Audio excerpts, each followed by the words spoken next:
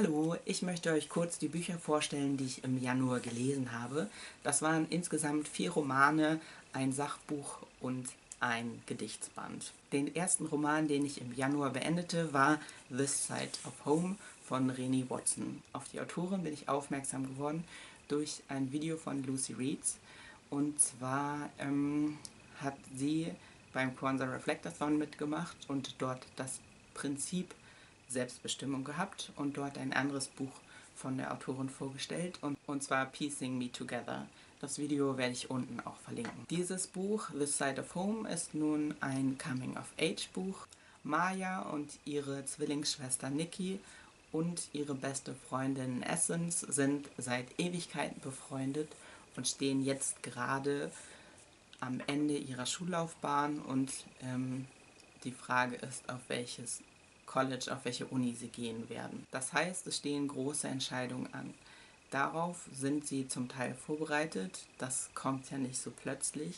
Was plötzlich passiert, ist, dass Essence aus ihrer Nachbarschaft wegziehen muss, da sich die Mutter die Mietpreis, also die Wohnung nicht mehr leisten kann. Bis zu diesem Zeitpunkt haben alle 3 in der gleichen Straße gewohnt, in einem Viertel, was bis dahin ein schwarzes Viertel war und jetzt sich aber verändert, denn dort setzt die Gentrifizierung ein. Das heißt, Leute ziehen weg, Läden verändern sich und die beiden verbleibenden Zwillingsschwestern müssen lernen, einen Umgang damit zu finden, wie sich alles verändert. Und das machen sie auf unterschiedliche Art und Weisen. Sie sehen die Sache sehr unterschiedlich, was ich sehr interessant fand, dass die Autorin zeigt, wie unterschiedlich so eine Veränderung aufgenommen werden kann. Insgesamt hat mir das beim Lesen sehr viel Spaß gemacht. Ich war gespannt, wie sich was entwickelt, wie sie miteinander sich unterhalten und ihre Sichtweisen vielleicht auch verändern können. Und generell finde ich es cool, mal ein Jugendbuch zu lesen, in dem es um Gentrifizierung geht, da ich dieses Thema sonst eigentlich nur so aus Polit- oder so wissenschaftlichen Texten kenne. Und das leicht zugänglich in einem Jugendroman zu lesen, welche Auswirkungen das auf die einzelnen Individuen hat, das fand ich sehr cool. Das nächste Buch, was ich beendet habe, ist Odd One Out von Nick Stone. Nick Stone ist auch die Autorin von Dear Martin, was ich auch gelesen habe. Dieses Buch nun, Odd One Out, ist auch ein Jugendbuch, es ist auch eine Coming-of-Age-Geschichte und dazu ist es noch eine Coming-out-Geschichte. Zu Beginn lernt man Courtney mit dem Spitznamen Coop und Jupiter kennen, die schon seit Ewigkeiten befreundet sind. Jupiter ist eine öffentlich geoutete Lesbe, die sehr stolz auf ihre Identität ist, und Coop ist schon seit einiger Zeit heimlich in sie verliebt. Dennoch haben sie eine Freundschaft, die sehr gut funktioniert. Das ändert sich, als das neue Mädchen Ray dazukommt. Nun werden die Gefühle komplett durcheinander geschüttelt und alle müssen erstmal in sich gehen und überlegen, was will ich überhaupt. Mich hat das Buch beim Lesen sehr gut unterhalten, es hat mich gefreut, ich fand es interessant, ich fand die Charaktere interessant und was sie alles so denken. Und dann kam das Ende und das hat mich leider sehr enttäuscht. Also für mich stand beim Lesen die ganze Zeit so eine Polylösung im Raum und das Ende ist dann aber sehr heteromonormativ. Im Nachwort hat die Autorin geschrieben, dass sie dieses Buch quasi auch für ihr jüngeres Ich geschrieben hat, dass sie sich als jüngeres Mädchen, als nicht nur heterobegehrendes Mädchen quasi so ein Buch gewünscht hätte und sie es jetzt wenigstens einer anderen Generation ermöglichen möchte, Zugriff zu solchen Büchern zu haben. Das hat mich etwas besänftigt und das Ende auch ein bisschen wieder in ein anderes Licht sehen lassen. Nichtsdestotrotz finde ich, dass diese Geschichte mehr Potenzial gehabt hätte, auch so mononormative Dinge aufzubrechen. Ich habe das Buch, glaube ich, an 1, 2 Tagen durchgelesen. Es ist ein schnell zu lesendes Buch und dafür hat es mich schon auch ganz gut unterhalten, wenn auch nicht langfristig geprägt, aber ich bin auch nicht die Hauptzielgruppe dieses Buches, glaube ich. Auch das dritte Buch war ein Jugendbuch und zwar Du wirst schon noch sehen, wozu es gut ist. In diesem Buch geht es jetzt um einen Jungen, der 18 Jahre ist, auch mit der Schule fertig ist und sich auch für eine Uni entscheiden muss, wenn es nach dem Willen seiner Eltern geht. Er möchte jedoch lieber ein Haus kaufen, irgendwo im Nirgendwo der USA und dort ein eigenes Leben ohne Kontakt zu anderen Menschen. Beim Lesen war ich ziemlich hin und her gerissen. Einerseits hatte ich Mitgefühl für den Protagonisten und auch Interesse daran, wie er sich jetzt entscheidet, wie er seinen Weg gehen will. Und auf der anderen Seite war ich sehr oft genervt davon, dass er sich für mich ein bisschen gefühlt zu sehr in so Selbstmitleid suhlt und bei seinen Überlegungen auch überhaupt nicht die Gefühle und Wünsche von anderen Personen mit einbezieht. Gibt hier keine wirkliche Handlung, was so passiert, abgesehen von dieser Selbstfindung, der Selbstauseinandersetzung von dem Jungen, was ich ja eigentlich mag. Hier fand ich es halt nicht so spannend, weswegen ich insgesamt nicht sicher bin, ob was ich von diesem Buch halten soll. Danach habe ich von Salim Khadat Wapa beendet und dieses Buch hat mir wirklich gut gefallen. Dieses Buch erzählt die Geschichte von einem jungen schwulen Mann, der in einer arabischen Großstadt bei seiner Oma wohnt und nun zwangsgeoutet wird. Dieses Buch erzählt, was in den nächsten 24 Stunden in seinem Leben passiert.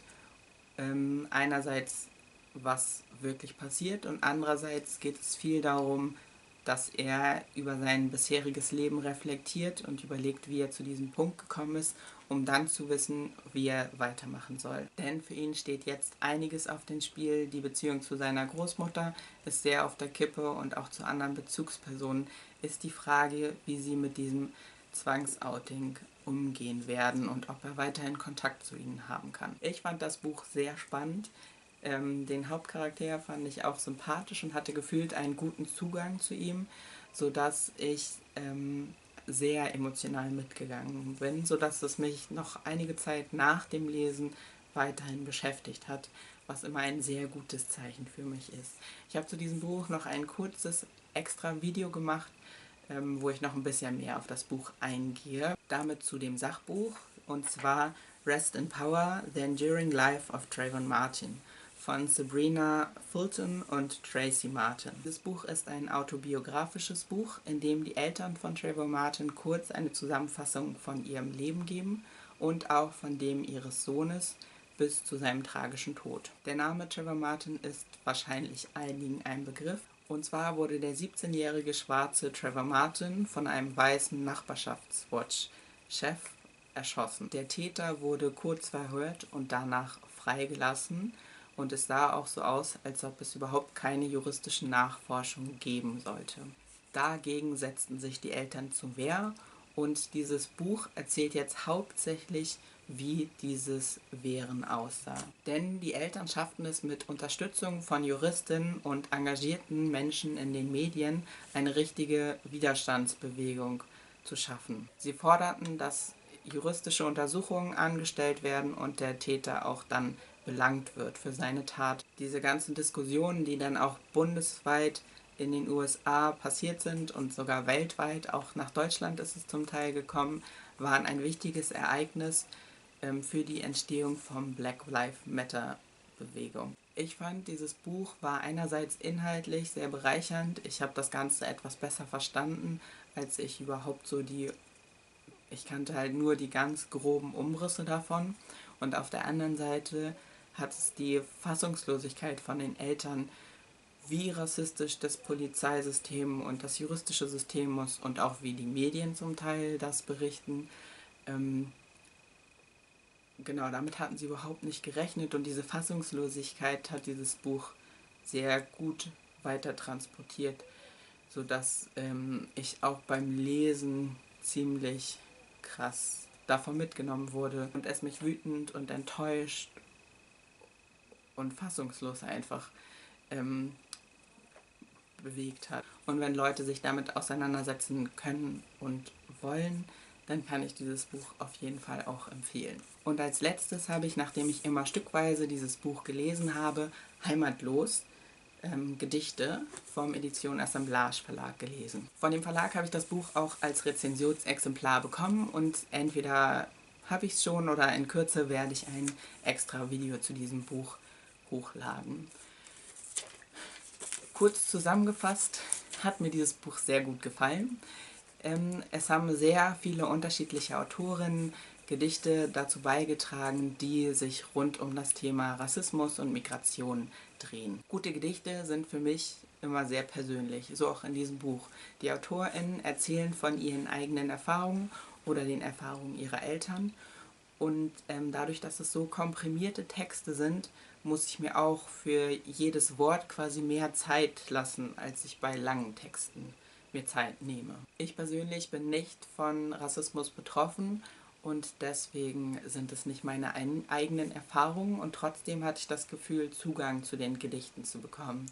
Ich fand, es gab sehr unterschiedliche Gedichte. Die einen Gedichte haben Raum geschaffen für den Schmerz, der einfach durch Rassismus und Migration entsteht. Und andere Autorinnen haben versucht, mit diesem Schmerz umzugehen, ihn umzuwandeln und zum Teil auch trotz oder gleichzeitig mit diesem Schmerz auch das Positive an Migration zu sehen. Da ja nicht alles nur Schmerz ist. Weil es so viele unterschiedliche Autoren sind, war ich tatsächlich überrascht, wie gut ich einfach jedes einzelne Gedicht fand, dass ich zu jedem Gedicht ein Bild hatte oder ein Gefühl oder einfach irgendeinen Zugang zu den Gedichten. Also ein großes Lob von mir an die Herausgeberin, so coole Gedichte zusammengesammelt zu haben. Und das waren alle Bücher, die ich im Januar gelesen habe. Mich würde interessieren, ob ihr einige dieser Bücher gelesen habt und wenn ja, was ihr von denen haltet und was euer Lieblingsbuch im Januar war oder ob ihr mir ähnliche Bücher empfehlen könnt. Das war's. Bis bald.